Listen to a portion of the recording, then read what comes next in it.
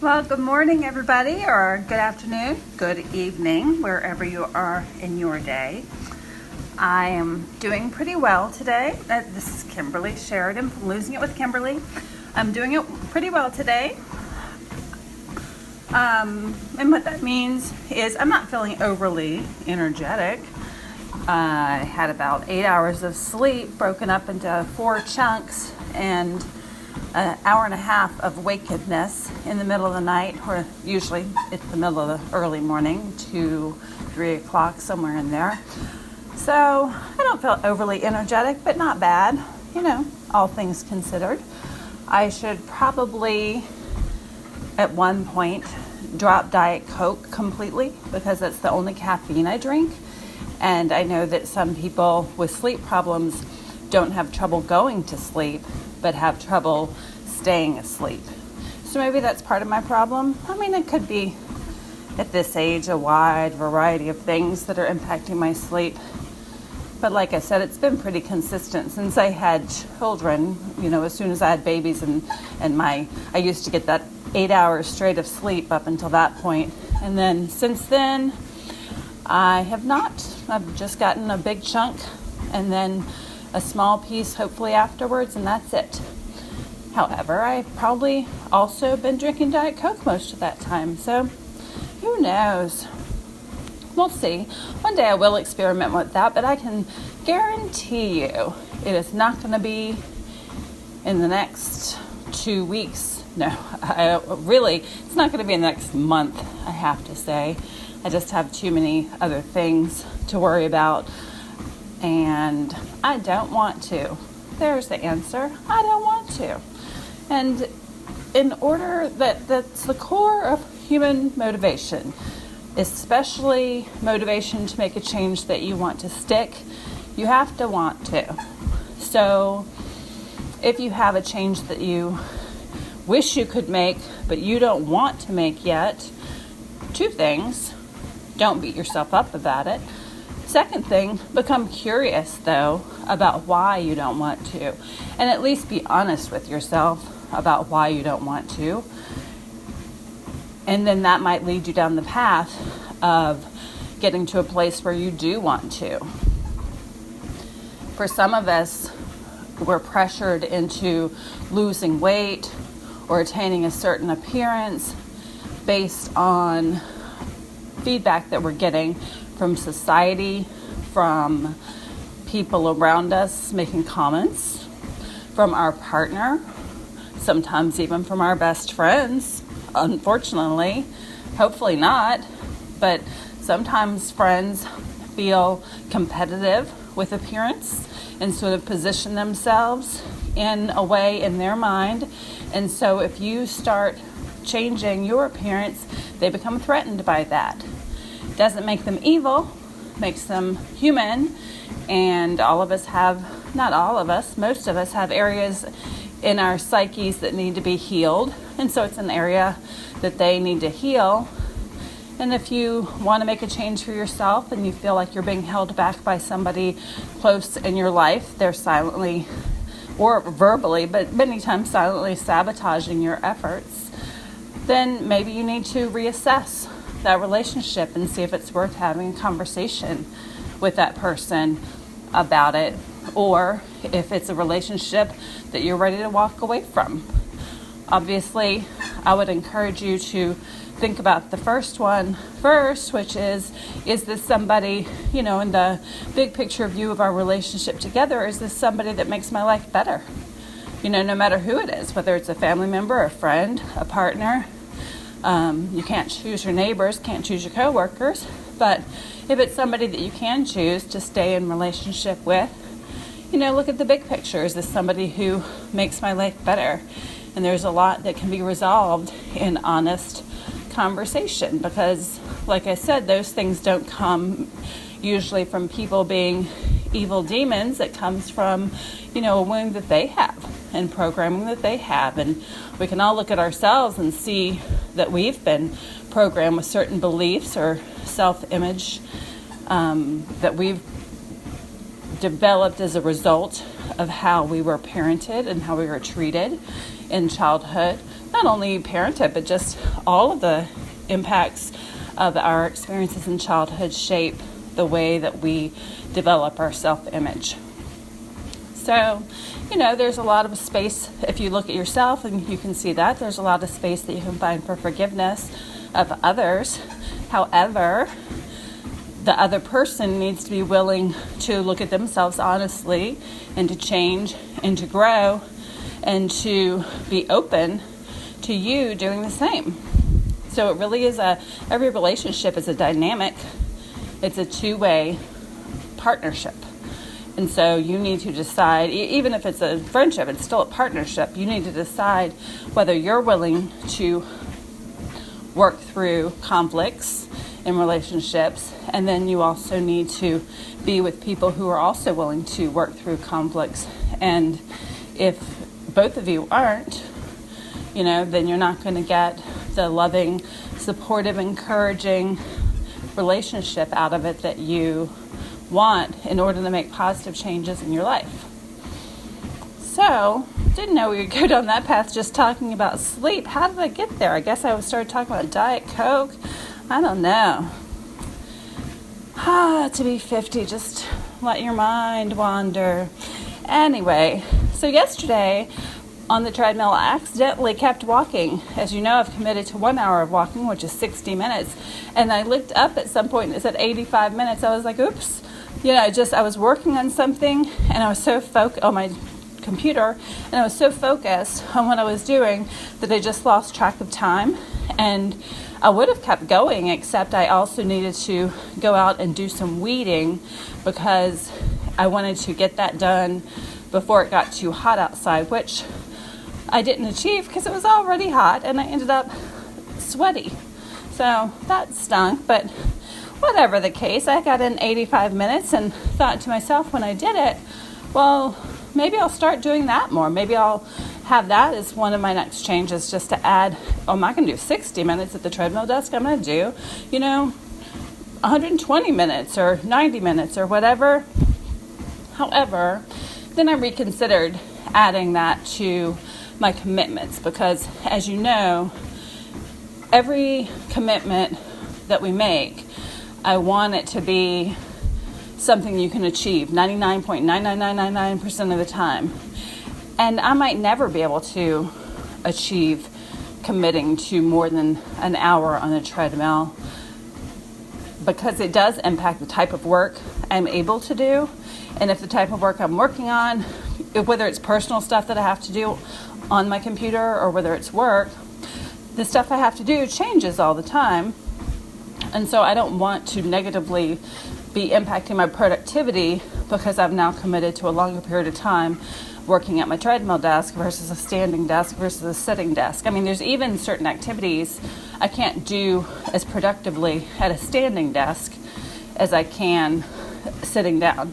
So I don't think I'll ever, I might, who knows, I might change my mind, but at this point in my life, I don't think they'll ever make it a commitment on my list of things that I'm going to do the treadmill desk for more than 60 minutes. However, I might end up doing it more than 60 minutes some days if I'm working on something where I can, and I'm just going to consider that a bonus, versus making that a commitment. So the commitment stays, it's 60 minutes. That's what I've done. I think today is like day 29, so I'm also almost up to day 30. So that's what I've done, is 1 hour for 29 days. This is the 29th. And that's what I'm sticking with. So if I end up doing more some days, that's great. It's a bonus. But I'm not adding anything to my commitments that I can't do 99.999% of the time. And today, I'm going to the grocery store right after I get off of the treadmill. Because I like to go in the morning when it's less crowded, get my stuff and get home. And I like to, I have a certain time of the week that I go, and then I can do the clean out of my fridge of stuff that's, leftovers, anything that I haven't used, whatever needs to be cleaned out and thrown away, so that I can have a space to put the new groceries. And then the day after that, in the morning, because that's when I have my most energy, that's when I do my meal prep, which for me, I don't know about these people that say, oh, it only takes me an hour a week to do my meal prep. I'm like, God, okay, well, I must be doing something wrong because it takes me like 4 hours.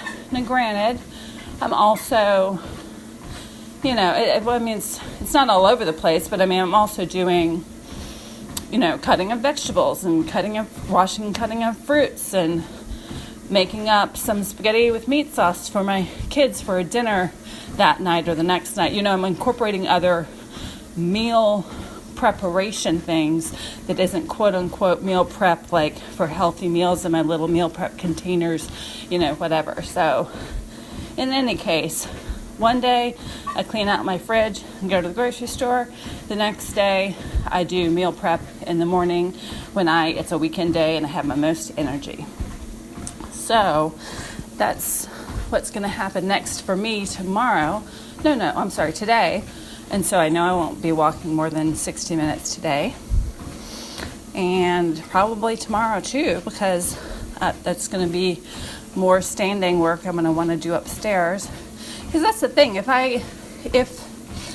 we're just talking about walking on the treadmill and then working at my computer, having the standing desk work come right after that is no big deal. But like if I have some project to do, like yesterday I needed to do weeding, which is more bending and squatting and moving around the whole time, then I can't put that toward later in the day when I've already done a treadmill for an hour, stood up for 7-8 hours. I have to put things where the energy is. And so tomorrow I'll probably put that energy right after treadmill into my 3 or 4 hours of meal prep. So yesterday, you'll be very proud, I did my 12 reps of the dumbbells, not 3 sets of 12 reps, just a single set of 12 reps of bicep curls. I did end up doing 15 pounds. And if you listened to yesterday, you'll know why I did 15 pounds. Because I said if you start lifting your weights with exercise that you're going to do, and you can get up to the 8th rep, if you can get to the 8th rep, and that's when you start thinking, this is getting hard, then you've passed the this is getting hard test. That's when you know that you're using the right weight. If you get to this is getting hard before the 8th rep, you really should be using a weight one level down. So for 15, they don't make a 14-pound weight typically, so the one level down from 15 would be a 12, right? If you get to the 8th rep and you are not yet thinking, this is getting hard, then you should go up a level. And sometimes at a gym, I'm sure in a store somewhere too, you could probably buy a 17.5-pound dumbbell. But the next one I have is a 20. So I decided, I knew I wouldn't be doing the 20. So I decided that I would start with the 15 and see how that went. And that went fine. It didn't get to this is getting hard thought until 8 reps. When I first picked them up, not even doing the bicep curl, just first picked them up, I thought, gosh, these feel heavy. So I really didn't think I'd end up using them, but I decided to go ahead and try. And it worked out fine. I got to the 8 and thought this is getting hard. And then I was able to continue and get to my, to the 12 reps. And since I mentioned yesterday, I don't have 10-pound and 12-pound dumbbells. I could buy them, but I don't currently have them. I think I mentioned that yesterday. Then I would have had to have dropped down to 8, which would be too much of a drop, so, and honestly, it's because I was doing bicep curls, which as the name says, mostly focused on your biceps, and our biceps get worked a lot if we do work around the house, if we do grocery shopping, we carry our groceries, blah, blah, blah, blah, blah. You end up using your biceps a lot, So that's why that worked out for that 15 pounds. And I didn't want to drop to 8 pounds, not because of the number, but just because it would be too light. because I'm regularly carrying more than that, I guess, in groceries and other things. So I could buy the 10s and the 12s, and if my daughter needs them, because currently she's not currently working out, but when she does work out, she's on the 5s and the 8s of dumbbells for the various exercises I give her. So if she needed the 10s and the 12s, I'd buy them, because dumbbells, I think, are a value. I mean, they're not that expensive, and you can do a lot of things with them in a home workout. However, for me, if I buy even one more set of dumbbells, then I'm going to need to buy a weight rack, because I already have the 5s, the 8s, the 12s, the 5s, the 8s, the 15s, and the 20s. So that's already 8 dumbbells. Plus I have a medicine ball. And those are just the pieces I have that would potentially fit on a weight rack. It depends on how the bars are made as to whether my medicine ball could sit there. But nonetheless, I already have 8 individual dumbbells. So if I buy more, I'm going to need to get a weight rack. Right now, I have them sitting together in a space in a sort of side corner of where I work out, so they're out of the way. But if I have one more set, there's no more space for them to be there without being in the way. So unless I have a motivation for getting the 10s and the 12s, I'm not going to. So I realized later that when I talked about using the dumbbells for bicep curls, I said, I'm going to do this each day. Well, I realized later, you can't work the same muscle group each day. You need to change your muscle groups. So either, for me, I could do the bicep curls one day and say, okay, that's an arms. So maybe I could do legs the next day, right? And then do arms and then legs and then arms and legs, just, alternate. But they're always doing arms or legs each day. And that's fine. That's easy. Or, some people might only want to do them every other day. That's fine. But sort of the way I'm thinking about my change right now is I'm going to do a single set of 12 of whatever exercise I choose each day. And it's going to be one exercise. It's like so digestible that there's no part of my brain that goes, oh, that's going to be more work. That part doesn't click in. It's just like, right now, what I need is when I think about the exercise I'm going to do, I need for my brain to go, oh, well, that's no big deal, because then I'll do it, right? That's the only way right now that I can add on this change. So what I'm going to do, what you could do instead of legs, if you say, well, I only want to do legs, which is my case,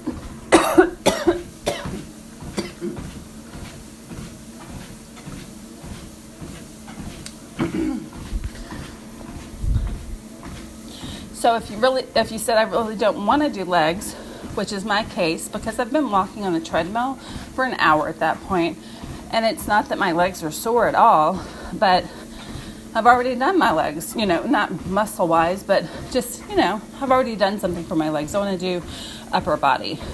So you can just work an opposing muscle group. So the opposing muscle group for biceps is triceps. So, biceps are the front of your upper arm and your triceps are the back, the part that women typically have some jiggly issues with. So I could just do an exercise that focuses on triceps. Now, there are exercises you could do that work both your biceps and your triceps at the same time, but you wouldn't want to do those every day, right? Because you'd be working the same muscle group every day, or the same muscle groups in that case every day. So what I think I'm going to do is biceps one day, triceps the next day. Again, this is not a major workout at this point. This is just a single set of 12. So I'm just going to do a tricep focused exercise. Probably I'll do, either I'll do what are called tricep dips. I do have a weight bench, so I'll do tricep dips, which is you sit on the bench, you put your arms behind you. You sit on the edge of the bench, faced out sideways. You put your arms behind you, and you move your bottom off of the bench, and you just dip down. So I could do that. I could do triceps lifts, from the back of my head. I could lay down on the bench and do what's called skull crushers, which is essentially, you're laying flat and you are lifting the weight behind your head.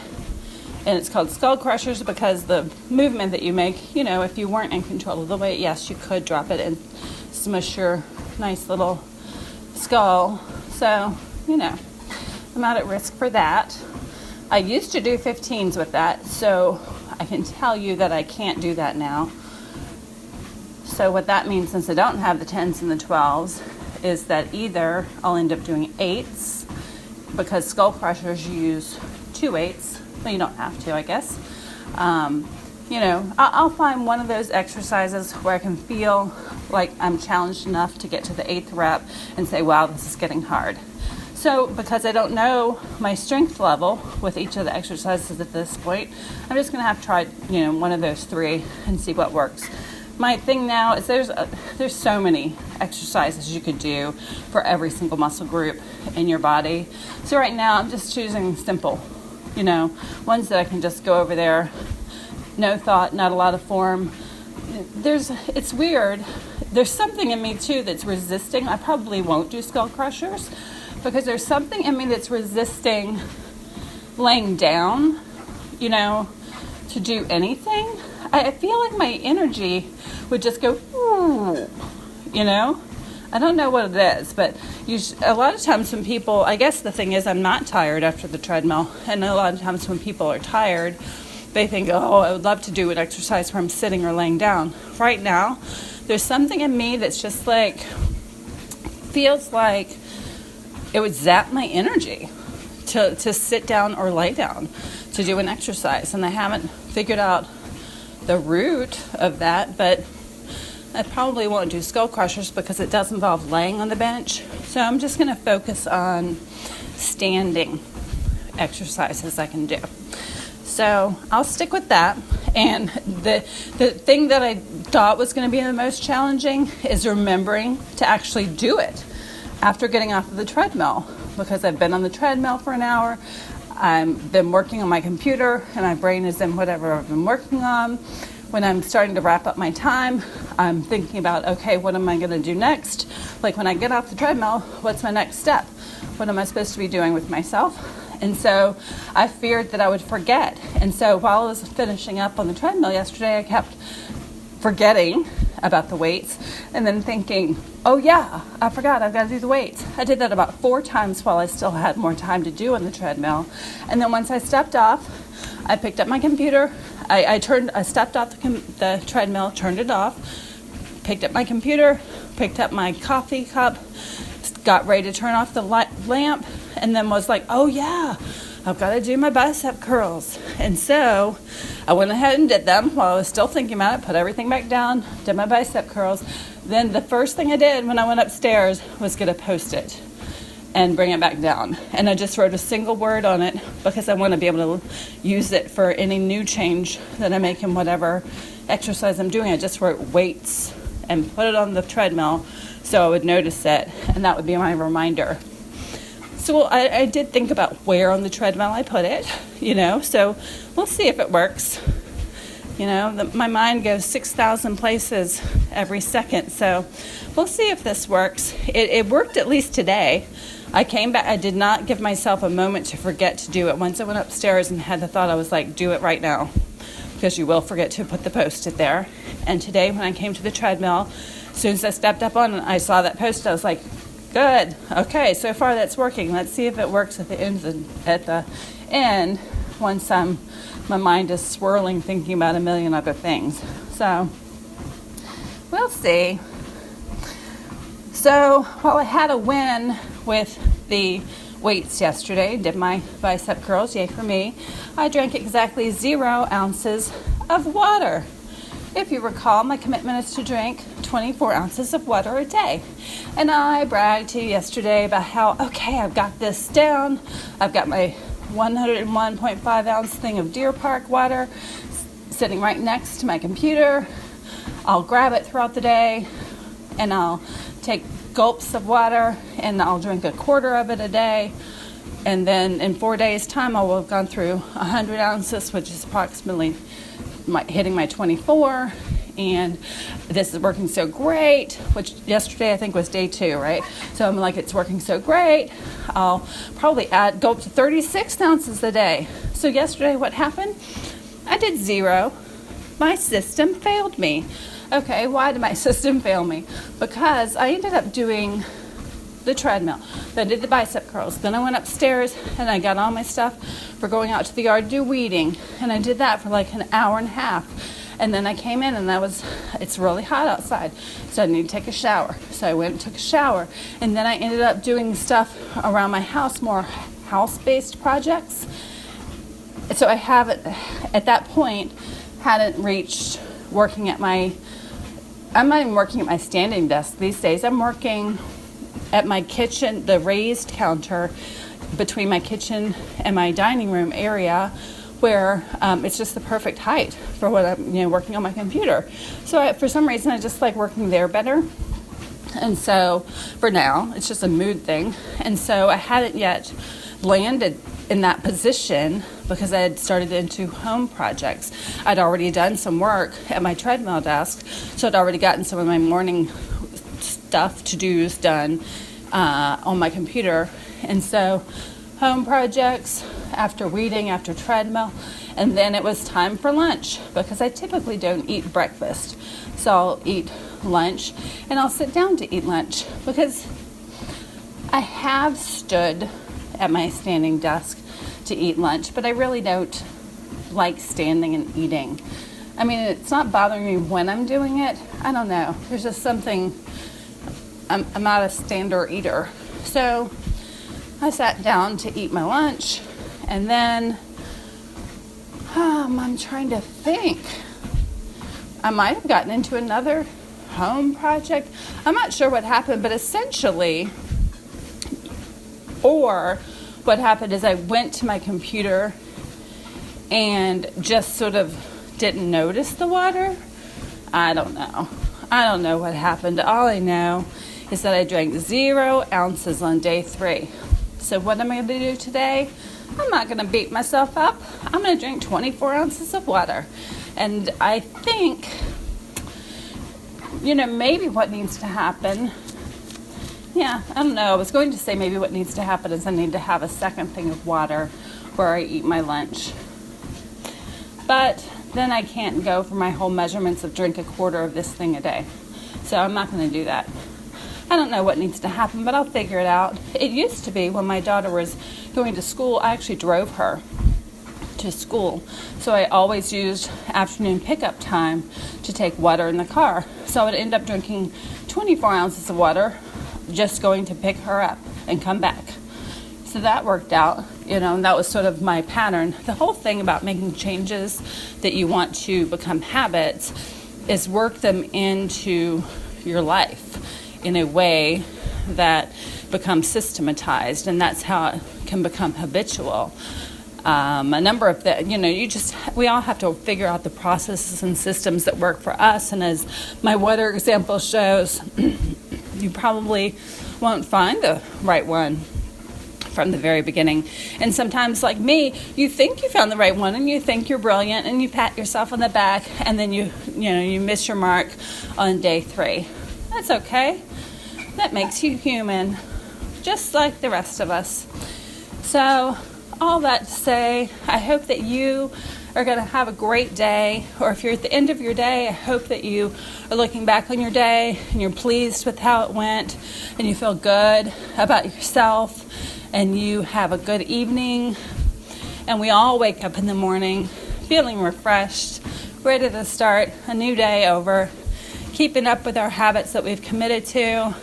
And if we're falling off the wagon for some of them, that's okay. We're not beating ourselves up. We're just wiping off the dust, getting back on the horse the next day. It's not a big deal. We're all moving forward. You're improving as long as you're working on new things. It doesn't matter that we have some setbacks or some resets or some detours or obstacles we hit. As long as you get back up and start again, You are closer than you were before, right? So let's all stay with that mindset. I wish you a good day, and I will talk with you tomorrow.